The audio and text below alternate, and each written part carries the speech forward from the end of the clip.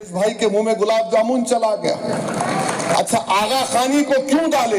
इसलिए डाले क्योंकि आगा खानियों का ट्रस्ट था जिसको इस शख्स ने पूरी दुनिया में कहीं पर भी खरीद सकता था और यतीम खाने बनाया। तो आगा खानी को डालकर, आगा खानी से ही मोहब्बत नहीं है, उसको फायदा पहुंचाना था और उनको फायदा हो गया क्योंकि सेक्शन 2 पर कोई स्टे नहीं है। वो भाई साहब बंबई में मालिक बन चुके हैं और अब्दुल के मिसाल दे रहे हैं। नरेंद्र मोदी, अब्दुल आपका एक और दोस्त है जिसके पास पूरे एयरपोर्ट हैं, पोर्ट हैं। अब्दुल के पास तो कुछ भी नहीं है। आप तो कहते हैं गरीबी है, तो अब्दुल गरीब इसलिए है क्योंकि बुलडोजर तुम्हारे।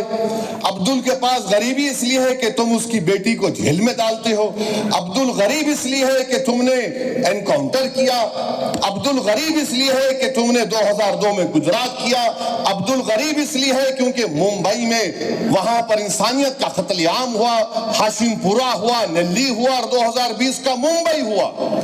इसीलिए अब्दुल गरीब है। आपने क्या किया अब्दुल के लिए?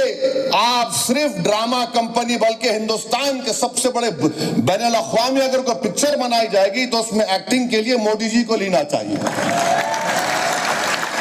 और फिर आप बार बार आपने ये कह दिया इस बुकलेट में, पैम्फलेट में, झूठ का पलिंदा है ये पैम्फलेट बोल रहे हैं ना मुसलमानों के लिए। अच्छा, क्या कह रहे हैं कि आपने क्यों नुमाइंदगी दी उन सब लोगों को वक्फ बोर्ड में? तो बोलते हैं कि जो छोटे छोटे तबके उनको सबको मिलना चाहिए। आप बताओ आईबी में कितने मुसलमान है? एक मोहतरमा खाली आईबी में, एक साहब थे उनको निकाल दिया गया। तो आईबी में रखो ना आप।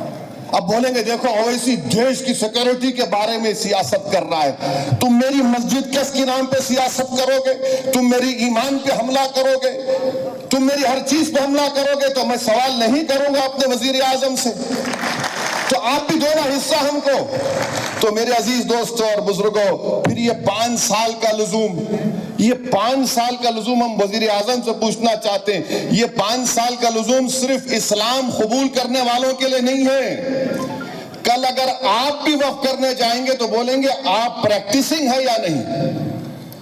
ये गलत फहमी मुसलमानों में नहीं, जो मुसलाम कबूल किया उसको प्रैक्टिस नहीं, जो पैदाइशी मुसलमान है उससे भी पूछा जाएगा जनाब आप प्रैक्टिसिंग है? क्या करेंगे आप? हम भारत के वजीर आजम से पूछते कि माशाल्लाह आप अपने मजहब के मुताबिक, अपने धर्म के मुताबिक हर मंदिर में जाते हैं, मगर क्या कोई आपसे पूछता है क्या प्रैक्टिसिंग है? तो फिर मुझसे किस बुनियाद पर प्रैक्टिसिंग पूछा जा रहा है? बताइए आप, किस बुनियाद पर मुझसे पूछा जा रहा है? किसी से पूछा नहीं जाएगा, हमसे पूछा जाएगा।